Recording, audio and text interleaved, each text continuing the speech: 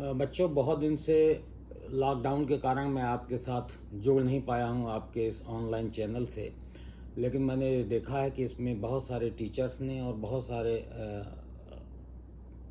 Officers ने बहुत अच्छे अच्छे वीडियोस अपलोड किए हैं जो आपके पाठ्यक्रम से संबंधित हैं।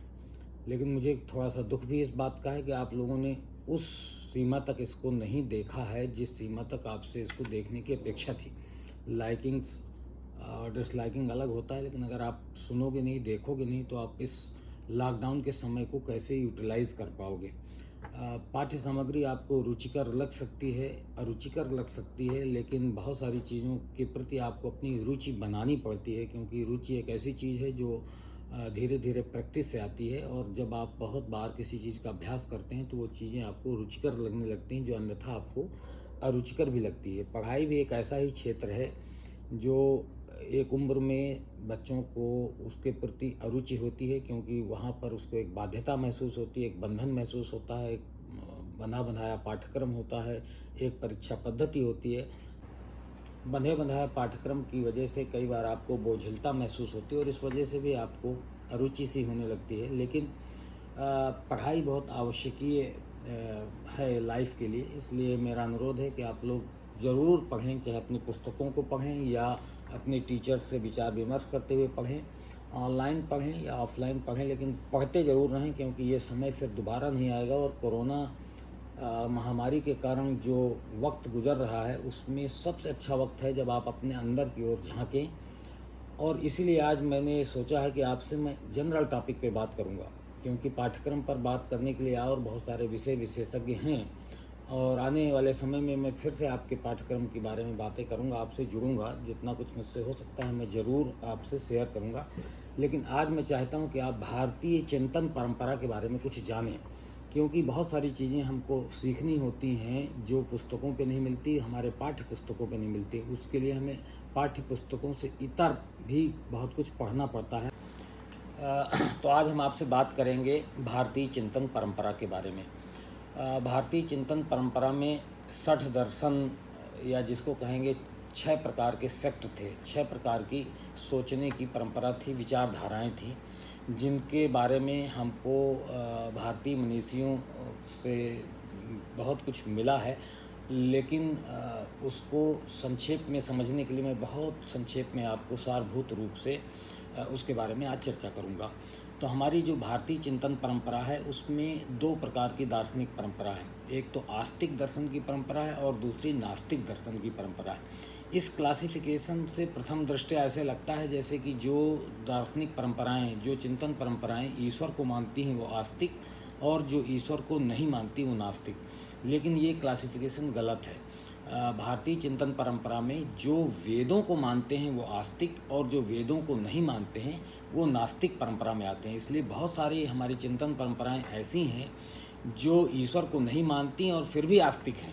उदाहरण स्वरूप आपको सांख्य योग और न्याय वैशेषिक, इस प्रकार के दर्शन परंपराएं हैं जहाँ पर ईश्वर की मान्यता नहीं है और तथापि वो आस्तिक दर्शन परंपरा में आती है। तो इसलिए इस बात को समझना बहुत ज़रूरी है। जो हमारी भारतीय मनीषा है उसमें जो चिंतन परंपराओं का विकास हुआ है वो स्थूल से सूक्ष्म की ओर हुआ है। एक तरीके से आप इसको ऐसे समझ सकते हैं कि हमने चार्वाक दर्शन से शुरू किया, भौतिक दर्शन से शुरू किया, और हम आत्मचिंतन तक पहुँचे, वेदांत तक पहुँचे, अद्वैत वेदांत तक पहुँचे हैं। तो चार्वाक दर्शन से ही शुरू करते हैं। चार्वाक दर्शन मूल रूप से अगर एक पंक्ति में मुझे कहना हो या दो पंक्तियों में मुझे कहना हो तो मैं उसका व्याख्या इस प्रकार से कर सकता हूँ कि एक ऐसी चिंतन परंपरा जो केवल भौतिक सुख सुविधाओं तक ही केंद्रित हो, वो चार्वाक परंपरा है। ये बहुत शुरुआती चिंतन परंपरा है और इसका बहुत ज़्यादा महत्व हमारी भारतीय परंपराओं में नहीं पाया जाता है। इस विचारधारा को हम ऐसे कह सकते हैं कि यावत् जीवेत सुखम जीवेत ऋणम कृत्वा घृतम पीवेत भस्मीभूतस्य देहस्य पुनरागमनम कुतः। अर्थात जब तक जियो सुख से जियो, उधार मांग के घी पियो, और मरने के बाद ये शरीर पुनः नहीं रहेगा, इसलिए इसका पूरा उपभोग करो। तो एक प्रकार से ये जो चिंतन परंपरा थी जिसमें आत्म तत्व को नकारा गया, जिसमें इस जीवन को ही एक अंतिम सत्य मानते हुए इस शरीर के माध्यम से इसका जितना विलासितापूर्ण उपभोग किया जा सके, इंद्रियों के माध्यम से जो भी गम्य है, जो भी आप इंद्रियों के माध्यम से भोग सकते हैं उसे भोग सकें, उस पर केंद्रित ये शुरुआती चिंतन परंपरा है, बहुत शुरुआती चिंतन परंपरा है। तो ये एक प्रकार से चार्वाक दर्शन का मूल मंत्र है, जहाँ पर वो शरीर को केंद्रित रखकर, देह को केंद्रित रखकर, भोग को केंद्रित रखकर अपनी परंपरा, अपनी मान्यताओं को स्थापित करने की कोशिश करते हैं। लेकिन इससे इतर हमारे पास बहुत सारी अन्य चिंतन परंपराएं हैं जो हमारी भारतीय सोच को, भारतीय चिंतन परंपरा को, भारतीय दार्शनिक वांग्मय को विविधतापूर्ण रंग देती हैं। उसमें एक हम बात कर सकते हैं जैन धर्म की।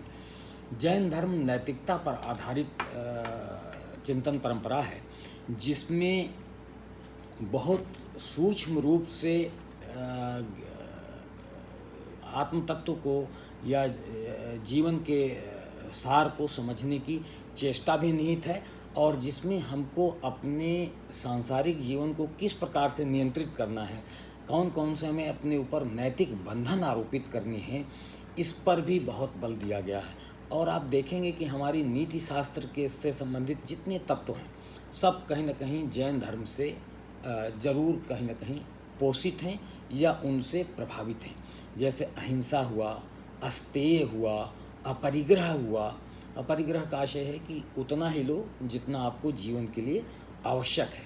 तो इस प्रकार से जैसे कह सकते हैं आप ट्रस्टीशिप का सिद्धांत, आप इस संसार में, इस विश्व में, इस ब्रह्मांड में, इस कॉस्मॉस में या इस जीवन में जो कुछ भी पाते हैं या जो कुछ भी यहाँ उपलब्ध है उसके केवल ट्रस्टी हैं, वो उसके आप अंतिम रूप से मालिक नहीं हैं, उसके आप स्वामी नहीं हैं। इसलिए उसका उपभोग आपको इस प्रकार से करना है जैसे आप उसके रखवाले हों और आपको आने वाले समय में लोगों के लिए उसे छोड़ कर जाना है। इसलिए अस्तेय, चोरी ना करना, अपरिग्रह अर्थात आपको उतना ही लेना है जितना आपको आवश्यक हो, और अहिंसा अर्थात आपको इस जीवन में स्वयं को बनाए रखने के साथ साथ जो अन्य जीव जंतु हैं, वनस्पतियां हैं, उनके प्रति भी आपको समभाव रखना है। ये सब लोग बराबर के अधिकारी हैं इस संपदा का उपयोग करने के लिए। और इस प्रकार से इस परंपरा में फिर आगे बढ़ते हुए चिंतन की परंपरा आती है जिसमें स्यादवाद का सिद्धांत देते हैं, अर्थात वो एक ऐसे सिद्धांत को स्थापित करते हैं जिसमें अंतिम रूप से किसी भी सत्य का विनिश्चय करना व्यक्ति के लिए, मनुष्य के लिए, सामान्य मनुष्य के लिए संभव नहीं है। केवली की बात नहीं है। केवली यहाँ पर उसको कहते हैं जो आत्मज्ञान प्राप्त व्यक्ति है, जो जीवन मुक्त प्राप्त व्यक्ति है, वो केवली व्यक्ति है, कैवल्य प्राप्त व्यक्ति है। कैवल्य का आशय जैन धर्म में मोक्ष से है। जो हिंदू धर्म में वेदांत में मोक्ष की परंपरा है, मोक्ष का विचार है, वो जैन दर्शन में कैवल्य की परंपरा है या कैवल्य का विचार है। उसके समकक्षीय विचारधारा कैवल्य की विचारधारा है। लेकिन जो एक सामान्य व्यक्ति है वो ज्ञान कैसे अर्जित करता है? जैसे अगर मैं कहूँ कि यह वस्तु बहुत मोटी है, इसका अर्थात है, इसका आशय हुआ कि ये पतली नहीं है। तो मैं जब भी कोई चीज़ व्यक्त करता हूँ बुद्धि के माध्यम से, तो वो संपूर्णता में व्यक्त नहीं की जा सकती। इस सिद्धांत को उन्होंने स्यादवाद के माध्यम से जैन दर्शन में व्याख्यायित किया गया। स्यादवाद क्या हुआ? इसके 4 पहलू हैं किसी भी वस्तु को की व्याख्या करने के। स्याद आस्ति, स्याद नास्ति, स्याद आस्ति च नास्ति च, स्याद अवक्तव्यम च। अर्थात शायद ये है, शायद ये नहीं है, शायद ये है भी और नहीं भी है, और शायद इसमें ये चीज़ अव्यक्त रूप से है। उदाहरण स्वरूप, यदि आप किसी पत्थर को कहते हो कि इसमें मूर्ति है, तो शायद है, अभी नहीं है, लेकिन अगर इसको छेनी हथौड़ी से मूर्ति का आकार दे दिया जाए तो उस पत्थर में एक छिपी हुई मूर्ति है। तो इस नज़रिए से देखिए तो शायद मूर्ति है, शायद आस्ति, शायद है, और शायद नहीं है। अगर आप उसको मूर्ति का आकार नहीं देख पाते पत्थर को, तो उसमें मूर्ति नहीं है। और शायद है भी और नहीं भी है, अर्थात इस समय नहीं है, लेकिन अगर आप इसको आकार दे दें तो है। तो एक ही समय में मूर्ति है भी और नहीं भी है। और अंतिम है स्याद अवक्तव्यम चा, शायद अव्यक्त रूप से मूर्ति इसमें मौजूद है। तो इसका आशय ये हुआ कि आप कंप्लीटनेस में, संपूर्णता में किसी भी बात को, किसी भी ज्ञान को, किसी भी समझ को व्याख्यायित नहीं कर सकते। तो एक प्रकार से ये जैनों का अनेकांतवाद का फिलॉसफी है, अनेकांतवाद का दृष्टांत है कि मेरा ही मत सही है, इस पर आपका बहुत दृढ़ विश्वास नहीं होना चाहिए। आपके हिसाब से आपका मत सही हो सकता है, लेकिन किसी और नज़रिए से आपका मत भिन्न हो सकता है, किसी और का मत भी सही हो सकता है। तो यहाँ पर जैन धर्म में एक प्रकार की स्वीकार्यता दिखती है, जो अन्य मतांतरों को अपने में, उनके दृष्टिकोण को भी अपने नज़रिए से समझने में आपको मदद करती है। तो इस प्रकार की परंपरा जो है हमारी जैन दर्शन की परंपरा में, अनेकांतवाद और स्यादवाद, ये जो दो महत्वपूर्ण सिद्धांत हैं, इनको अगर हम जीवन में भी अप्लाई करें तो भी हम बहुत हम्बल हो सकते हैं और दूसरों के प्रति, उनके नज़रिए के प्रति भी हमारे अंदर एक समदर्शी दृष्टिकोण विकसित हो सकता है। केवल मेरा ज्ञान, केवल मेरी सोच, केवल मेरी विचारधारा, केवल मेरा तरीका ही सही है, इस बात से इतर हटकर आपके अंदर ये स्वीकार्यता आएगी कि नहीं, दूसरा व्यक्ति भी एक बात कह रहा है जिसका एक अपना दृष्टिकोण है, जिसका एक अपना पहलू है, जिसका एक अपना नज़रिया है, और वो भी उस नज़रिए से उचित हो सकता है। तो हमें ये मानना चाहिए कि कोई भी चिंतन परंपरा अपने आप में कंप्लीट नहीं होती, पूर्ण नहीं होती, एक दूसरा नज़रिया भी होता है, एक दूसरा दृष्टिकोण भी होता है। तो ये स्वीकार्यता जैन धर्म हमको सिखाता है। थोड़ा और आगे बढ़ते हैं तो हमको बौद्ध धर्म के बारे में हम बात कर सकते हैं।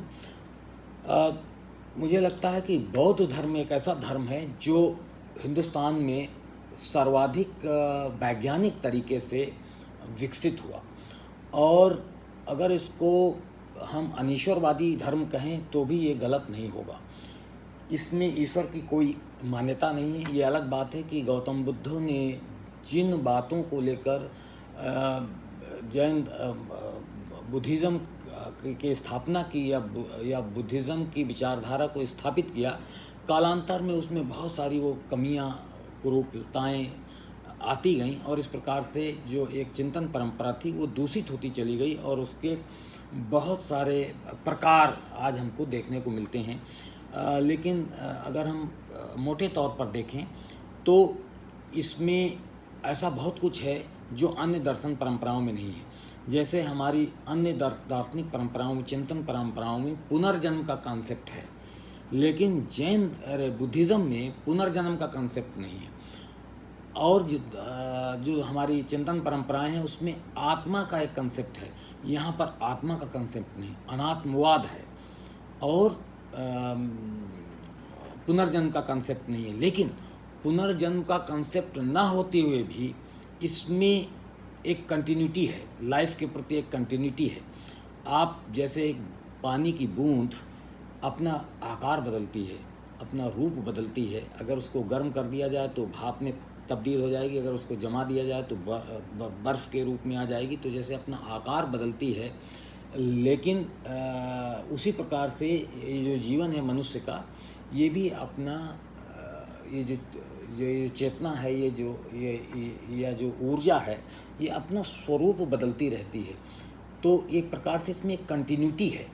तो प्रतिक्षण वो कंटिन्यूटी है, प्रतिक्षण हम जीवित हैं और प्रतिक्षण हम मर भी रहे हैं, क्योंकि हम प्रतिक्षण बदल रहे हैं। तो पुनर्जन्म ऐसा नहीं है कि हमने एक जन्म लिया, अब वो समाप्त हुआ, अब कुछ दिन हम फिर से हमारी आत्मा कहीं एकांत में गई। आत्मा का कंसेप्ट बुद्धिज़्म में है ही नहीं, लेकिन अगर इस तरीके से माने कि कोई चेतना है, कोई कॉन्शियसनेस है, तो वो कहीं एक अलग जगह में रही और फिर से उसने एक नया आकार ग्रहण किया, जैसा कि वैदिक परंपराओं में माना जाता है। तो ऐसा बुद्धिज़्म में नहीं है, लेकिन उसमें कंटिन्यूटी है कि अगर आप एक ही जीवन में प्रतिक्षण बदलते हो, और ये बहुत वैज्ञानिक है। अगर आप देखें तो हमारे शरीर में एक क्षण विशेष में, एक सेकंड में हजारों लाखों कोशिकाएं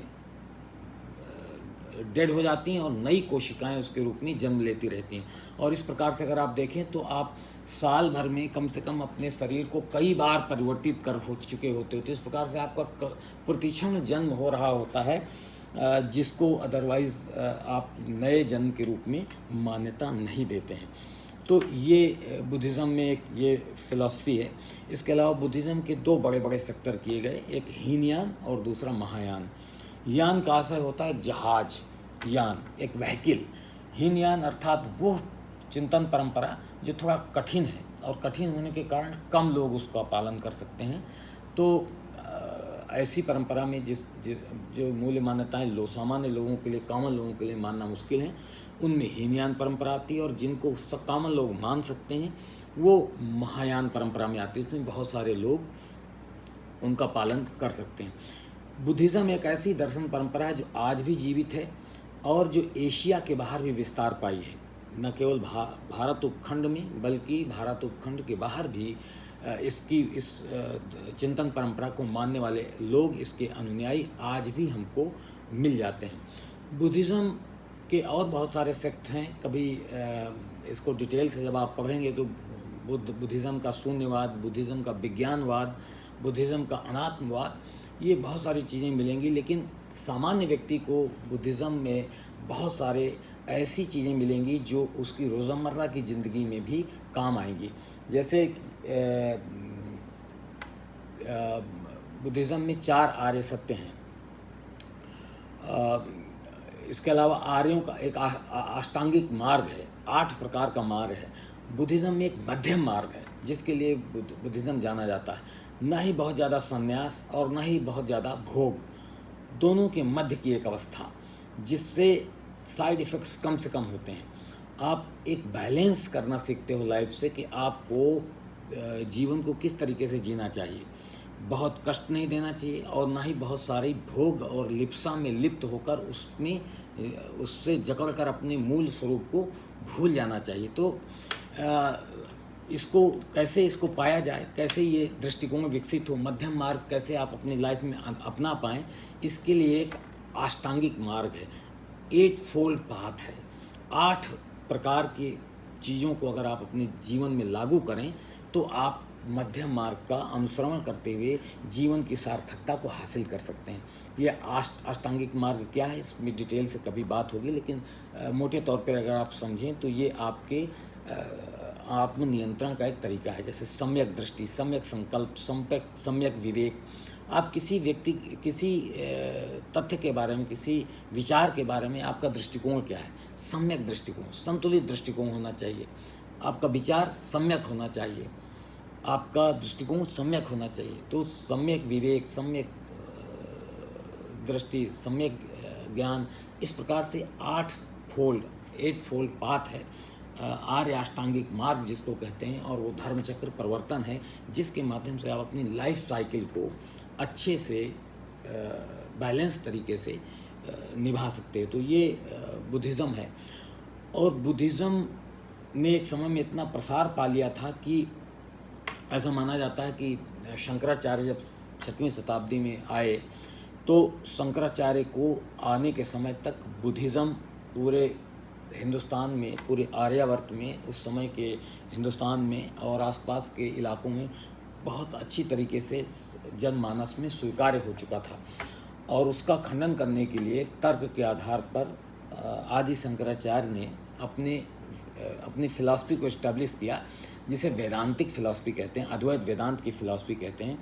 और उसको अगर आप गंभीरता से पढ़ें तो उसमें कहीं कहीं आपको छुपे हुए बुद्ध भी मिलते हैं। इसीलिए शंकराचार्य पर यह आरोप लगाया जाता है कि वो प्रच्छन्न बौद्ध थे, अर्थात उन्होंने अपनी फ़िलासफ़ी, जो अद्वैत वेदांत की फ़िलासफ़ी है, वो एक प्रकार से बुद्धिज़्म का छुपा हुआ फ़िलासफ़ी ही है। बुद्धिज़्म को उन्होंने दूसरे तरीके से प्रस्तुत कर दिया और जो अद्वैत वेदांत कहलाया और जो सबसे ज़्यादा सर्व स्वीकार्य और बाद में तर्क के आधार पर स्थापित हिंदुस्तान की सर्व स्वीकार्य दार्शनिक परंपरा मानी गई। तो इसमें विद्वानों में बहुत मतभेद है, लेकिन हमको ये जानना चाहिए कि हमारी दार्शनिक परंपरा में जैनिज़्म और बुद्धिज़्म, ये जो 2 नास्तिक दर्शन परंपराएं हैं जो वेदों को नहीं मानती, ये एक महत्वपूर्ण चिंतन परंपराएं हैं जो आज भी एग्जिस्टेंस में हैं, जिसको मानने वाले लोग आज भी हैं, यद्यपि कि उसका स्वरूप बहुत कुछ परिवर्तित और विरूपित भी हो चुका है। इसके बाद हम न्याय वैशेषिक दार्शनिक परंपरा पर बात कर सकते हैं। न्याय वैशेषिक दार्शनिक परंपरा एक प्रकार से लॉजिक बेस्ड परंपरा है, जिसमें हम ज्ञान की प्रामाणिकता की बात करते हैं कि जो हमें नॉलेज मिलता है वो हम कैसे माने कि वो नॉलेज है। नॉलेज वो है, ज्ञान वो है जिसका निराकरण न किया जा सके, जिसका खंडन न किया जा सके, एक ऐसा सत्य जो इतना कंप्लीट है कि उसको गलत इस्टेब्लिश ना किया जा सके, असत्य इस्टेब्लिश ना किया जा सके, जिसका खंडन ना किया जा सके, जिसका निराकरण ना किया जा सके। तो हम कैसे माने कि हमारी जो मान्यता है, हमारी जो सोच है वो इस तराजू में खरी है। इसको इस्टेब्लिश करने के लिए भारतीय चिंतन परंपरा में न्याय वैशेषिक दर्शन परंपरा आई, जिसमें लॉजिक पर बेस्ड होकर हम इस निष्कर्ष पर निकलते हैं कि किसको हम ज्ञान कहें, किसको हम नॉलेज कहें। तो यहाँ पर इंद्रिय गम्य जो ज्ञान है, जो हमें इंद्रियों से ज्ञान प्राप्त होता है, उसको भी इस्टेब्लिश करने के लिए एक चिंतन परंपरा आई जिसको न्याय वैशेषिक परंपरा कहा गया। इसमें प्रमाण को इस्टेब्लिश किया गया। प्रमाण कितने प्रकार के होते हैं? प्रमाण का आशय हुआ कसौटी, जिसको माने कि हम इस कसौटी पे खरा उतर गया तो ये नॉलेज है। तो प्रमाण माने गए क्या? प्रत्यक्ष प्रमाण, अर्थात मेरे इंद्रियों से सीधे हासिल किया हुआ ज्ञान। जैसे कि मैं देख रहा हूँ कि ये कुर्सी रखी हुई है, तो मुझे किसी के द्वारा स्थापित करने की ज़रूरत नहीं कि नहीं ये कुर्सी है। मैं डायरेक्ट, मेरा नॉलेज है डायरेक्ट, इनडायरेक्ट नहीं, सीधा मेरा नॉलेज है कि ये सच है कि ये कुर्सी है। तो एक ऐसा नॉलेज जो सीधे आप इंद्रियों से प्राप्त करते हैं, अर्थात प्रत्यक्ष, उसके लिए प्रमाण की आवश्यकता नहीं होती, तो वो एक नॉलेज है। इसी प्रकार से अनुमान, आप देखते हैं कि कहीं धुआं उठ रहा है तो आप अनुमान लगाते हैं कि वहाँ पर आग होगी, और अपने जीवन के अनुभव के आधार पर आप ये पाते हैं कि जहाँ धुआं होता है वहाँ आग अनिवार्य रूप से होती है। तो इसलिए आप आग को देखें ना देखें, आप आग का ज्ञान प्राप्त कर लेते हैं कि वहाँ पर आग होगी। तो ये अनुमान का ज्ञान है जिसको क्लासिफाई किया गया न्याय वैशेषिक दर्शन में। इसी प्रकार से उपमान, तुलना करके किसी चीज़ को बताना, कि जैसे अब मैं आपको बताऊं कि गाय कैसी होगी, तो मैं आपको कोई और जीव दिखाकर ये बता सकता हूँ कि गाय ऐसी होगी। जैसे कि मैं आपको नील गाय दिखाऊं और कहूं कि नील गाय भी गाय जैसी ही होती है, इसकी पूँछ थोड़ा सा छोटी होगी, या इसका आकार ऐसा होगा, इसका कलर ऐसा होगा, या इसमें इतनी चपलता नहीं होगी, इसके सींग ऐसे हो सकते हैं, इस प्रकार से कोई अगर जीव मिलेगा तो वो गाय होगी। तो आप अनुमान के आधार पर भी गाय का ज्ञान हासिल कर सकते हैं। तो नॉलेज हासिल करने का क्लास। इसके अलावा इसमें शब्द को भी प्रमाण माना गया, अर्थात अगर कोई प्रामाणिक व्यक्ति, कोई योग्य व्यक्ति आपको कहता है कि नहीं साहब ये है, तो आपको उसे मान लेना चाहिए। शब्द को भी प्रमाण माना गया। अगर आप अपनी टीचर की बात ही ना माने तो फिर इसका तो अंत नहीं है, संदेह का कोई अंत नहीं। तो ये मानते हुए कि टीचर आपसे ज़्यादा जानता है, उसके कहे गए शब्दों पर भी आपको अगर भरोसा हो जाए तो वो भी एक प्रकार का नॉलेज है। नॉलेज प्राप्त करने का, ज्ञान प्राप्त करने का एक तरीका है। तो इस परंपरा में हमको वेदों को शब्द प्रमाण के रूप में स्वीकार्यता उसकी मानी गई है कि शब्द भी एक प्रकार का प्रमाण है। तो ये दार्शनिक परंपरा जो है ये एक प्रकार का मैथमेटिकल क्लासिफिकेशन करती है और एक कसौटी इस्टेब्लिश करती है कि किसको हम नॉलेज माने और किसको हम नॉलेज ना माने। तो ये न्याय वैशेषिक परंपरा एक बहुत महत्वपूर्ण दार्शनिक परंपरा है जो आगे चलकर हमारी चिंतन परंपरा को प्रमाण के धरातल पर इस्टेब्लिश करती है। एक और परंपरा है सांख्य योग परंपरा।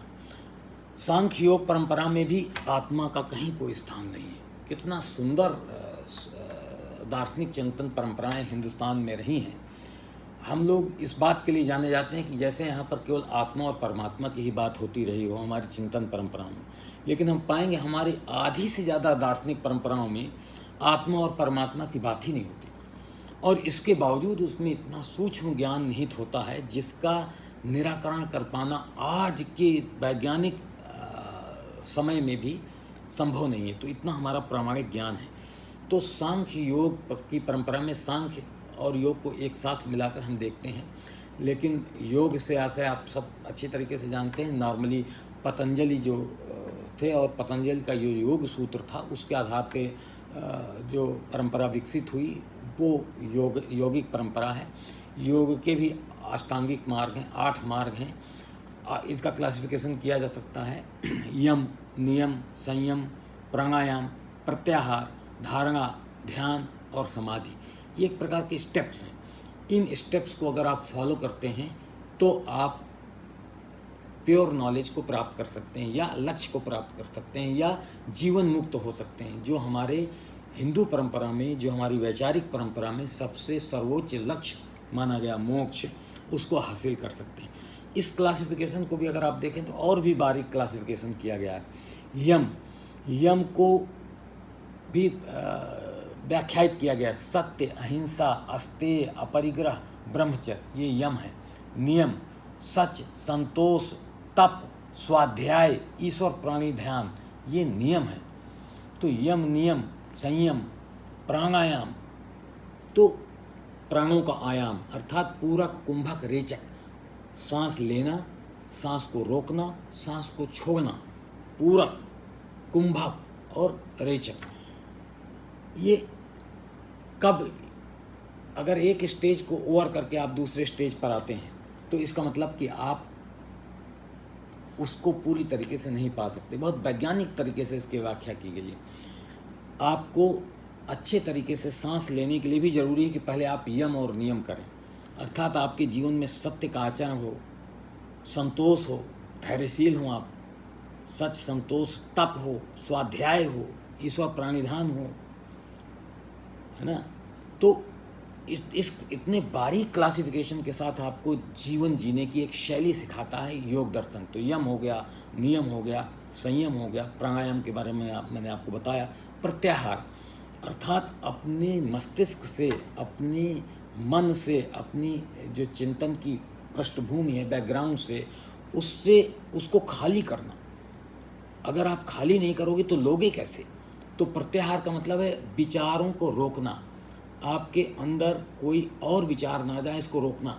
ये कहना आसान लगता है, लेकिन इसको रोकने के लिए बहुत ज़रूरी है कि यम, नियम, संयम, प्राणायाम का आपने अच्छे से अभ्यास किया हो, तब आप प्रत्याहार तक आ पाएंगे। फिर धारणा, जब आपने अपने मन से वो सारा कूड़ा करकट निकाल दिया, अपने चित्त से वो सारा कूड़ा करकट निकाल दिया, तो आपने कोई चीज़ धारित की। धारणा, धारित क्या करते हैं आप, धार्यते इति धर्मा, जिसे धारण करते हैं वो धर्म है।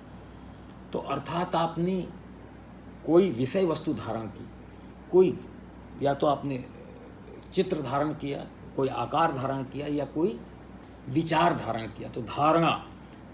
फिर ध्यान, जो आपने धारण किया विचार या वस्तु या चित्र, उसकी कंटिन्यूटी है ध्यान।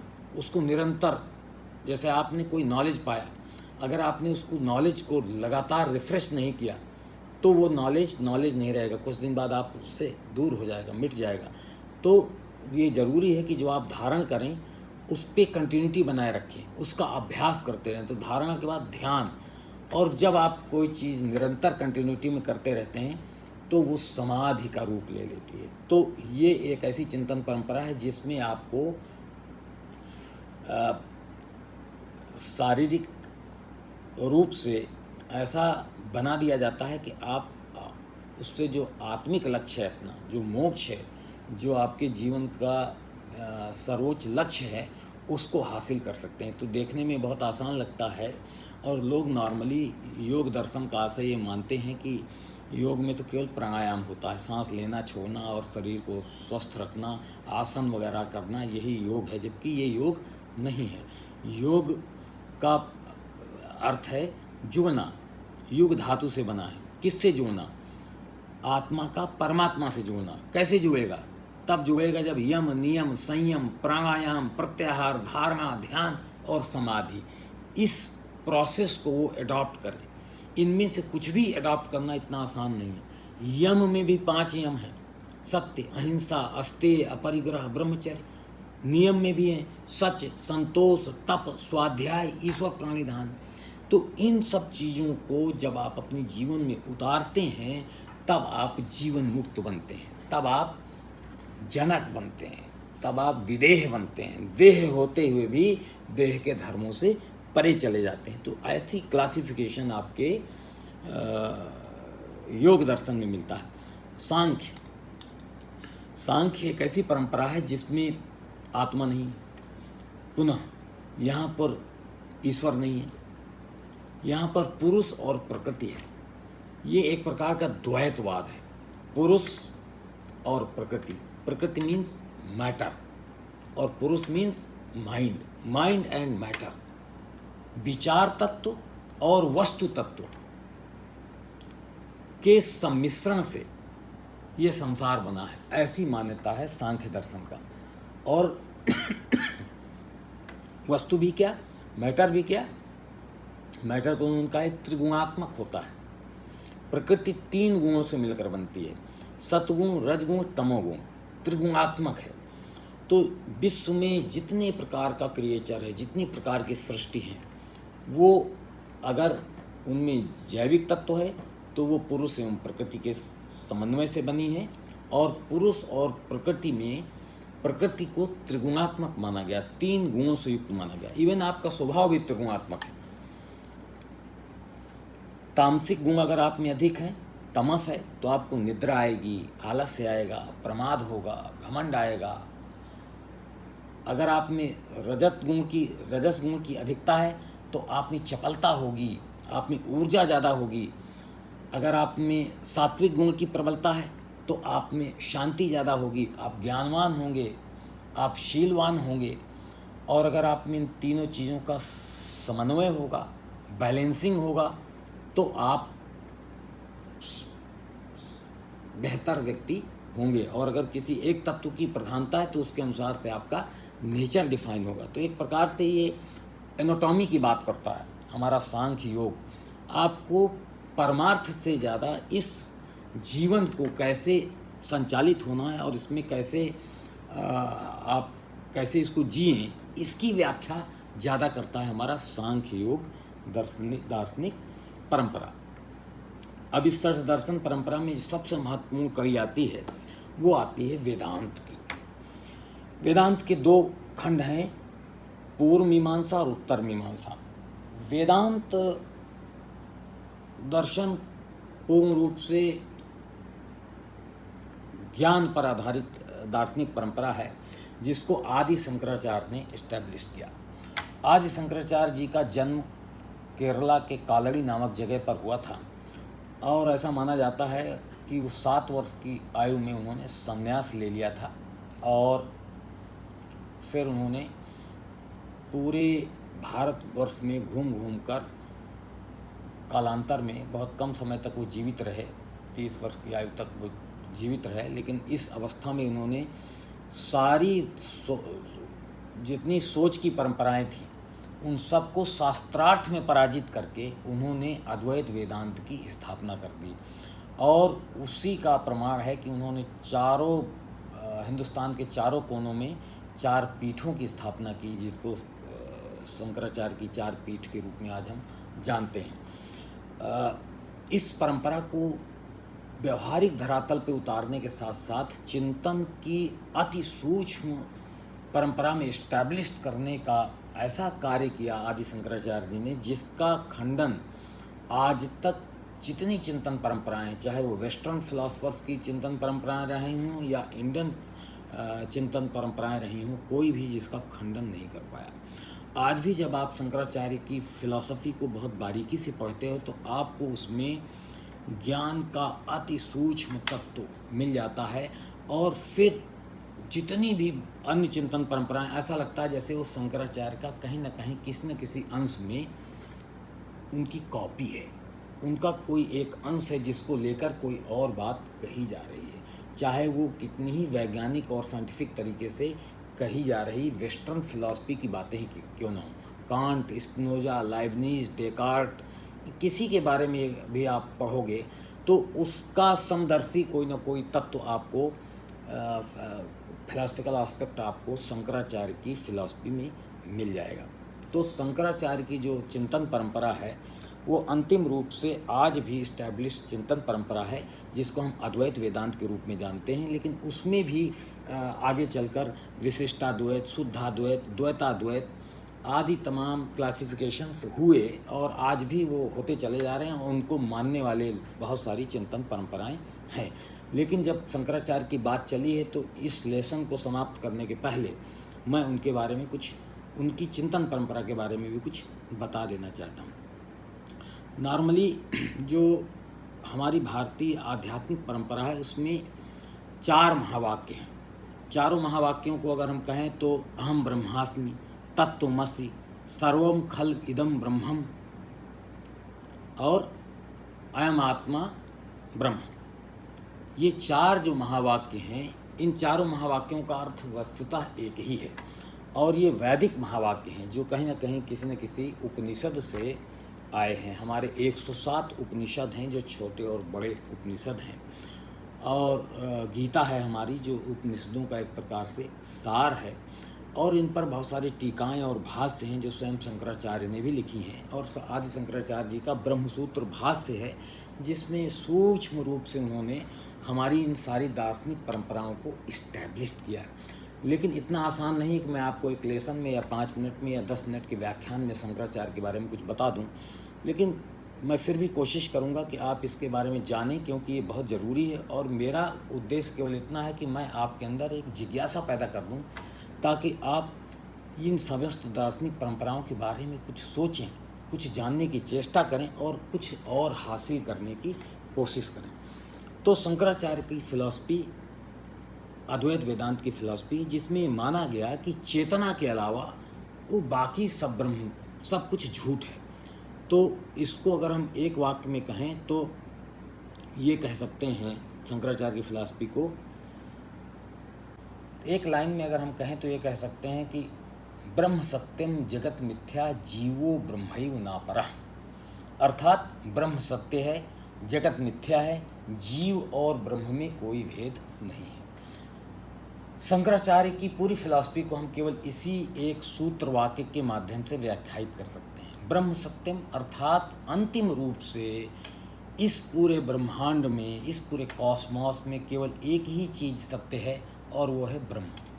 अब यहाँ पर अगर आप और बारीकी से जाएंगे तो ब्रह्म का मतलब ईश्वर नहीं है, ब्रह्म का आशय आत्मा भी नहीं है, लेकिन ब्रह्म का आशय ईश्वर भी है और ब्रह्म का आशय आत्मा भी है। केवल देखने का नज़रिया है, किस नज़रिए से आप देखते हैं। तो जिस नज़रिए से हम देख रहे हैं व्यवहारिक जगत, उसमें केवल ब्रह्म सत्य है। इसलिए उन्होंने कहा ब्रह्म सत्यम जगत मिथ्या। जो ये संसार है, जगत जिसको हम देख रहे हैं, जिसका हम भोग कर रहे हैं, ये मिथ्या है। अब यहाँ पर मिथ्या शब्द पर ध्यान देने की ज़रूरत है। शंकराचार्य ने कहीं नहीं कहा कि ये असत्य है, ये झूठ है, असत्य है, ये नहीं कहा। उन्होंने कहा मिथ्या है। मिथ्या क्या होता है? मिथ्या वो होता है जो भासित होता है लेकिन होता नहीं, जो लगता है, प्रतीत होता है लेकिन वास्तव में होता नहीं। लेकिन जितनी देर प्रतीत होता है उतनी देर वो सच होता है। अगर मैं इस समय चीनी खा रहा हूँ तो चीनी की मिठास मेरे अंदर घुल रही है और इंद्रियों के रूप में मैं उसकी मिठास को महसूस कर रहा हूँ। तो मैं ये नहीं कह सकता कि नहीं, चीनी मीठी नहीं है, ये मेरा इंद्रिय गम्य ज्ञान है, लेकिन अंतिम रूप से चीनी नहीं है। ये एक दूसरी बात हो सकती है। तो इस नज़रिए से वो कह रहे हैं कि ब्रह्म सत्यम जगत मिथ्या। जगत मिथ्या है अर्थात सत्य नहीं है, लेकिन कोई ना कोई एग्जिस्टेंस उसका है। वो एग्जिस्टेंस कैसा है? मिथ्यात्व का एग्जिस्टेंस है। अभी है लेकिन अंतिम रूप से नहीं है, फॉर द टाइम बीइंग है लेकिन फाइनली नहीं है। चीनी आपने खा ली तो चीनी नहीं रही। तो ब्रह्म सत्यम जगत मिथ्या जीवो ब्रह्मैव नापरः। जीव और ब्रह्म में कोई भेद नहीं है। जीव अर्थात शरीर के आकार में बधी हुई चेतना अर्थात आत्मा, और ब्रह्म जो शरीर से बाहर की चेतना है, अर्थात जो पूरे ब्रह्मांड में विस्तृत चेतना है, अर्थात जो परम चेतना है, अर्थात जो एब्सोल्यूट रियलिटी है। तो reality within the body is jiva, reality beyond the body is Brahman. तो ब्रह्म सत्यम जगत मिथ्या जीवो ब्रह्मैव नापरः। जीव और ब्रह्म में कोई भेद नहीं है। तो भेद नहीं है तो भेद लगता क्यों है? यहाँ पर आता है माया का सिद्धांत। माया क्या है? इल्यूजन। और इल्यूजन कितने प्रकार का हो सकता है? अविद्या भी इल्यूज़न है, ये शरीर भी इल्यूज़न है, और ये संसार भी इल्यूज़न है, भ्रम है। इसका प्रतीत कैसे हो कि ये भ्रम है? हम क्यों मान लें? शंकराचार्य कह रहे हैं तो हम क्यों मान लें ये भ्रम है? तो इसको उन्होंने एक उदाहरण देकर एक प्रकार से समझाया। जैसे हम 3 अवस्थाओं को एक साथ जीते हैं, एक है जागृत अवस्था, एक है स्वप्न की अवस्था, और एक है सुषुप्ति की अवस्था। जागृत, स्वप्न एवं सुषुप्ति। अब आप जब सो रहे होते हैं तो आप सपना देखते हैं। सपने में आप शेर को देखते हैं। शेर चिघाड़ता है, दहाड़ता है, और आपके शरीर में कंपन होता है और आप चारपाई से नीचे गिर पड़ते हैं। कभी कभी आपको हार्ट अटैक हो जाता है, आप मर भी सकते हैं। जब आप जागते हैं तो उसका इतना प्रभाव आपके शरीर में हो रहा होता है कि आप कांप रहे होते हैं डर के मारे, और आपके चेहरे में पसीना आ रहा होता है। लेकिन जैसे आप जागते हो तो आपका जो शेर है स्वप्न का, वो जा चुका होता है, और आप चैन की सांस लेते हैं, अरे मैं तो स्वप्न देख रहा था, शेर तो है ही नहीं कहीं। लेकिन क्या आप मुझे बता सकते हैं कि जितनी देर तक आप स्वप्न में थे उतनी देर तक शेर झूठ था क्या, मिथ्या था क्या? नो। उस समय तक शेर एक रियलिटी थी, शेर एक सच्चाई थी। तो एक ऐसा सच्चाई जो सच्चाई थी ही नहीं, उसने आपके स्वप्न जगत ने आपकी जागृत अवस्था को इतना प्रभावित किया कि आप मरते मरते बचे। तो एक स्टेज हुई स्वप्न की स्टेज, जो बिल्कुल मिथ्या स्टेज है, जिसका कोई आधार नहीं है, जिसका निराकरण हो जाता है कब? जब आप जागृत अवस्था में आते हैं। और एक स्टेज है जो जागृत अवस्था की स्टेज है। आपको लग रहा है कि ये रियलिटी है, ये रियलिटी नहीं है, इसके बाद भी एक रियलिटी है। लेकिन आप उस रियलिटी को कब जानोगे? जब आपकी जागृत अवस्था भी समाप्त हो जाएगी और आपको तीसरी अवस्था का ज्ञान होगा। वो तीसरी अवस्था क्या है? पारमार्थिक सत्ता। तो 3 स्टेजेस कौन सी हुई? प्रातिभासिक, व्यवहारिक और पारमार्थिक। प्रातिभासिक कौन सी? जो आभासित होती है, केवल लगती है, स्वप्न की अवस्था। जागृत अवस्था में आ गए, समाप्त। तो एक प्रातिभासिक जगत हुआ, लेकिन उसमें रियलिटी थी, स्वप्न के शेर ने आपको डराया था। तो प्रातिभासिक जगत जिसका तुरंत निराकरण हो गया। व्यवहारिक जगत जिसमें अभी हम हैं, हमारे रिलेशंस हैं, मैं आपसे बात कर रहा हूँ, आप मेरे वीडियो को सुन रहे हो, देख रहे हो, उस पर अपने रिएक्शंस दे रहे हो, अपने माँ बाप से बात कर रहे हो, अपने क्लासरूम अटेंड कर रहे हो, और आप एक जीवन जी रहे हो। ये है व्यवहारिक जगत। अभी इसका निराकरण नहीं हुआ है। स्वप्न जगत का निराकरण तो जागने के बाद हो जाता है। जागृत अवस्था का निराकरण कब होगा? जब आपको नॉलेज हो जाए, प्योर नॉलेज हो जाए। जब आपको प्योर नॉलेज हो जाएगा तो आप इस इल्यूज़न को समझ पाओगे कि ये भी भ्रम था, वैसा ही भ्रम जैसा कि स्वप्न के शेर का भ्रम। लेकिन जब तक आपका ये इल्यूज़न दूर नहीं होता, तब तक ये जगत सत्य है। इसीलिए शंकराचार्य ने इसको मिथ्या कहा है, असत नहीं। मिथ्या वो है जिसका निराकरण हो जाएगा अभी, लेकिन अभी हुआ नहीं है। इसलिए आप ये कहने के अधिकारी नहीं हो कि ब्रह्म सत्यम जगत मिथ्या जीवो ब्रह्मैव नापरः। ये कहने का अधिकारी कौन है? ये कहने का अधिकारी वो है जो व्यवहारिक जगत से जाग कर पारमार्थिक जगत का ज्ञान प्राप्त कर चुका है, अर्थात 3rd स्टेज का नॉलेज प्राप्त कर चुका है। तो 3rd स्टेज का नॉलेज कैसे प्राप्त होगा? उसकी भी व्यवस्था शंकराचार्य ने दी है। कैसे? आपको रियल नॉलेज पाना होगा, और रियल नॉलेज पाने के लिए क्या ज़रूरत है, क्या तरीका है? उसके लिए तरीका है श्रवण मनन निधिध्यासन। अर्थात सुनिए, सुनने का आशय है ज्ञान को सुनिए, और सुनने में पढ़ना भी आता है। अर्थात नॉलेज जिस भी तरीके से हो हासिल करिए, उसमें आप अपनी बुद्धि को अप्लाई करिए। बुद्धि आपको पूरा ज्ञान नहीं देगी, लेकिन आपको ज्ञान की ओर ले जाएगी, इशारा करेगी। और धीरे धीरे जब आप बुद्धिगम्यता से चीज़ों को हासिल करने लगते हैं, नॉलेज हासिल करने लगते हैं, तो आपका वैसे तो नॉलेज अप्रामाणिक होता है, क्योंकि बुद्धि के द्वारा प्राप्त किए गया नॉलेज अपूर्ण होता है, लेकिन वो प्रज्ञा के नॉलेज की ओर ले जाता है, इंट्यूटिव नॉलेज की ओर ले जाता है। और इंट्यूटिव नॉलेज ऐसा होता है जिसका निराकरण नहीं होता, जो पारमार्थिक ज्ञान होता है। तो उसके लिए एक सामान्य व्यक्ति क्या करे? सामान्य व्यक्ति प्रामाणिक लोगों से सुने। जैसे शब्द को प्रमाण माना गया, ऐसे प्रामाणिक लोगों से सुने।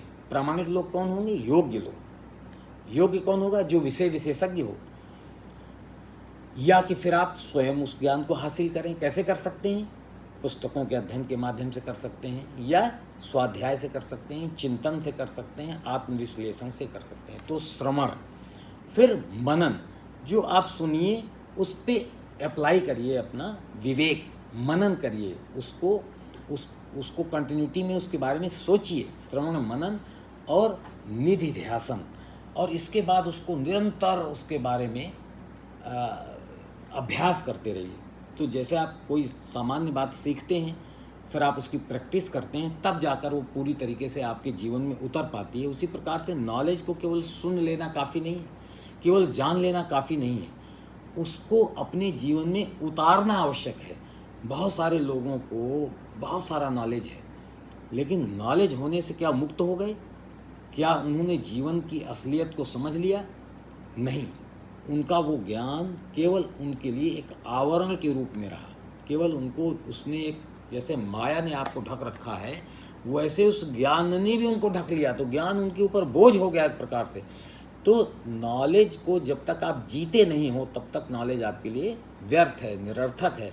तो पहले उसको नॉलेज गेन करिए। कैसे करेंगे? सुनकर करेंगे, चिंतन करके करेंगे, फिर निधि ध्यासन, उसका इतना अभ्यास करिए कि वो आपकी ज़िंदगी का हिस्सा हो जाए। तो इस प्रकार से श्रवण, मनन और निधि ध्यासन के माध्यम से आप इस सत्य को समझ सकते हैं कि ब्रह्म सत्यम जगत मिथ्या, जीवो ब्रह्मैव न परः। और इसी सत्य को जो शंकराचार्य ने इस रूप में व्यक्त किया है, हमारे वैदिक वांग्मय में, हमारे उपनिषदों में 4 महावाक्यों के रूप में व्यक्त किया गया। कौन से 4 महावाक्य हैं? तत्त्वमसि, अर्थात जो तत्व है वो मैं हूँ, अर्थात जो चेतना मेरे अंदर है वही चेतना ब्रह्मांड के अंदर है। तत्त्वमसि, अयम आत्मा ब्रह्म, जो मेरी आत्मा है वो ब्रह्म स्वरूपा है। जो मेरी चेतना है, मेरे शरीर के अंदर की चेतना है, जो मेरी लिमिटेड शरीर के अंदर की चेतना है, वो ब्रह्मांड की चेतना का ही स्वरूप है। माया से आच्छादित होने के कारण वो लिमिटेड है, सीमित दायरे में हमको दिख रही है। तो तत्त्वमसि, अयम आत्मा ब्रह्मम, और अहम ब्रह्मास्मि, मैं ही ब्रह्म हूँ। मैं ही ब्रह्म हूँ, अर्थात जो ब्रह्म है और जो मेरी आत्मा है, दोनों सेम है, दोनों एक हैं। और सर्वम खलु इदम ब्रह्मम, अर्थात ब्रह्मांड के कण कण में जो चेतना व्याप्त है वो ब्रह्म है, तो वो चेतना मेरे अंदर भी व्याप्त है। तो इस प्रकार से इन महावाक्यों के माध्यम से जो द्वैत है उसको नकारा गया है और अद्वैत को एस्टैब्लिश किया गया, और अंत में ये एस्टैब्लिश किया गया कि केवल चेतन तत्व ही है, बाकी सब कुछ माया है, इल्यूजन है, प्रतीत मात्र है, अंतिम रूप से सत्य नहीं है। एक दिन इसका निराकरण हो जाना है, लेकिन जब तक इसका निराकरण नहीं होता तब तक ये सत्य है। इसको, ये नॉलेज काफ़ी सूक्ष्म ज्ञान है, और हो सकता है आपको इसमें कुछ इसमें बोझिलता आ रही हो, तो मैं आपको एक छोटी सी सुंदर कहानी के माध्यम से शंकराचार्य के इस एपिसोड को समाप्त करूंगा, और चारवाक दर्शन से लेकर के और अद्वैत वेदांत दर्शन तक की इस पूरी परंपरा को समाप्त करूंगा। वो ये है कि शंकराचार्य जब अपनी इस फिलॉसफी को इस्टेब्लिश कर रहे थे, तो एक राजा ने उनको अपने दरबार में बुलाया, और राजा ने उनको सोने के सिंहासन में स्थापित किया, बैठाया, उनका आदर सत्कार किया। और राजा ने कहा कि आप कहते हो कि सब कुछ माया है? तो शंकराचार्य जी ने कहा, जी सब कुछ माया है। तो उनका, जिस सोने के सिंहासन में आप बैठे हुए हो माया है? उनका, यस, ये बिल्कुल माया है। तो कहीं जो आप सुस्वादु भोजन कर रहे हैं ये भी माया है? उनका, ये भी माया है। तो कहीं जो हाथी बंधा हुआ ये भी माया है? एक हाथी बंधा हुआ था वहाँ पर, उनका, हाँ ये भी माया है। तो उन्होंने कहा, राजा ने महावत से, कि हाथी को खोल दो। तो हाथी को खोल दिया गया। वो पागल हाथी था, उसने दौड़ाया शंकराचार्य को, शंकराचार्य भागे, तो हाथी भी भागा, उनके पीछे पीछे दौड़ाया हाथी ने। तो राजा ने पूछा कि आप भाग क्यों रहे हो? जब सब कुछ माया है तो भाग क्यों रहे हो? आप ही तो कह रहे थे कि ये माया है। तो उन्होंने कहा, मूर्ख राजन, मेरा भागना भी माया है। अर्थात इसके माध्यम से, इस कहानी के माध्यम से, इस छिपक के माध्यम से मैं ये बताना चाहता हूँ कि जब तक आप इस शरीर के आवरण में हैं, जब तक आप इस जगत में हैं, जब तक आप व्यवहारिक सत्ता में हैं, पारमार्थिक सत्ता में नहीं पहुँच जाते, तब तक सब कुछ रियल है। और इसको ब्रेडले के हिसाब से समझिए। ब्रेडले एक जर्मन फिलोसफर था जिसने कहा real is rational and rational is real. जिसको आप रियलाइज कर सकते हैं वो सब कुछ जो बुद्धिगम्य है, जो रैशनल है, जिसको आप रैशनलाइज कर सकते हैं वो सब रियल है। और ऐसी कोई रियलिटी नहीं जिसको आप रैशनलाइज ना कर सकते हो। तो इस संसार में जिसको भी आप रैशनलाइज कर सकते हैं वो सब रियल है। तो शंकराचार्य ने इस तरीके से अपनी फिलॉसफी को इस्टेब्लिश किया कि अगर मैं व्यवहारिक जगत में हूँ तो इसके नियमों से मैं भी बंधा हुआ हूँ। पारमार्थिक जगत का नॉलेज मुझे है, लेकिन जब तक इस शरीर के आवरण में हूँ तब तक मैं इसके धर्मों से बंधा हुआ हूँ। अर्थात मुझे कितना भी नॉलेज हो, अगर मैं अपने घर की छत से कूदूंगा तो व्यवहारिक जगत के नियम लागू होंगे, ग्रेविटेशनल फोर्स लागू होगा, मेरी टांग टूट जाएगी। तो व्यवहारिक जगत और पारमार्थिक जगत अलग अलग हैं। इस बात को समझना बहुत आवश्यक है। इसको मिलाने की ज़रूरत नहीं है। और इसको समझने के लिए जिस नॉलेज की आपको आवश्यकता होती है वो स्पिरिचुअल नॉलेज, वो विवेक जिस दिन आपको मिल जाएगा उस दिन आप कह सकते हो कि ये व्यवहारिक जगत मिथ्या है। तब तक आपके लिए ये मिथ्या नहीं, सच है। तो ये है शंकराचार्य का माया सिद्धांत, जिसके आधार पर उन्होंने जगत की व्याख्या की, जिसके आधार पर उन्होंने आत्म तत्व की व्याख्या की, जिसके आधार पर उन्होंने परमात्म तत्व की व्याख्या की, और जिसके आधार पर उन्होंने जीवन के अनसुलझे रहस्य को बहुत बुद्धिगम्य और तर्कपूर्ण तरीके से इस्टेब्लिश किया, जिसका निराकरण आज भी पश्चिमी दर्शन परंपराओं में भी नहीं हो पाया और भारतीय दर्शन परंपराओं में भी नहीं हो पाया। तो इस प्रकार से मैंने आपको चारवाक, जैन, बौद्ध दर्शन, न्याय वैशेषिक, सांख्य योग और उत्तर मीमांसा या पूर्व मीमांसा या जिसे वेदांत कहते हैं, वेदांत के बहुत सारे पहलुओं से एक संक्षेप में आपको अवगत कराने की कोशिश की है। मेरा उद्देश्य केवल ये है कि अगर आप हमारी दार्शनिक परंपराओं को नहीं जानेंगे तो आगे चलकर जब आप अपने पाठ्यक्रम में कबीर को पढ़ेंगे, रहीम को पढ़ेंगे, मीराबाई को पढ़ेंगे या किसी संत परंपरा की अन्य रचनाओं को पढ़ेंगे तो इस पृष्ठभूमि के साथ यदि आप पढ़ेंगे तो शायद उनको बेहतर तरीके से समझ पाएँ, शायद उसको ज़्यादा अर्थपूर्ण तरीके से आप अभिव्यक्त कर पाएँ। या जब आप अपने कार्यक्षेत्र में उतरेंगे और जीवन के इस रहस्य को समझ रहे होंगे, इस सॉफ्टवेयर को समझ रहे होंगे, तो आपका हार्डवेयर ज़्यादा बेहतर तरीके से कार्य करेगा। अभी जो आपके पाठ्यक्रमों में है उसमें बचपन से लेकर आपकी व्यावसायिक शिक्षा ग्रहण करके जीवन के अर्थोपार्जन वाले क्षेत्र में उतरने तक आपका ये पक्ष अधूरा रहता है, क्योंकि आपके पाठ्यक्रमों में ये शामिल नहीं है। और कुछ लिमिटेड तौर पर उच्च शिक्षा जब आप हासिल करते हो उस समय आपके पाठ्यक्रमों में शामिल होता है, लेकिन सब बच्चे इस पाठ्यक्रम को नहीं लेते हैं, नहीं पढ़ते हैं। तो इस वजह से बहुत सारे लोगों को का ये पक्ष अधूरा रह जाता है। और ये भारत की हिंदुस्तानी सोच हिंदुस्तान की परंपरा का मूल है। तो इसलिए बहुत आवश्यक है कि आप इसके बारे में जानें। तो आज इस पृष्ठभूमि के साथ मैंने आपसे इतनी देर तक चर्चा इसलिए की है कि यदि आप इन परंपराओं को नहीं समझेंगे तो आप अपनी शैक्षणिक व्यवस्था में जो भी नॉलेज हासिल करते हैं वो भारतीय ज्ञान है, इस पर कहीं ना कहीं एक प्रश्न चिन्ह लगा रहेगा। और यदि आप इन पृष्ठभूमि के साथ अपना बाकी का ज्ञान प्राप्त करते हैं तो वो आपके लिए ज़्यादा उपयोगी होगा। तो आज के लिए बस इतना ही।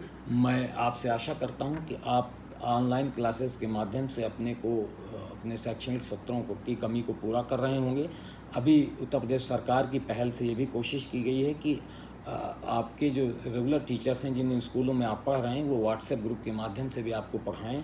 तो मैं कहूँगा उनसे भी जुड़िए और उनसे भी ज्ञान हासिल करिए। जहाँ से जो कुछ मिल सकता है बटोर लीजिए। और इस समय स्पेशली जब आपके पास अकूत समय है और लॉकडाउन का कड़ाई से पालन करें ताकि हम कोरोना नामक महामारी से अच्छे से निपट पाएँ। धन्यवाद।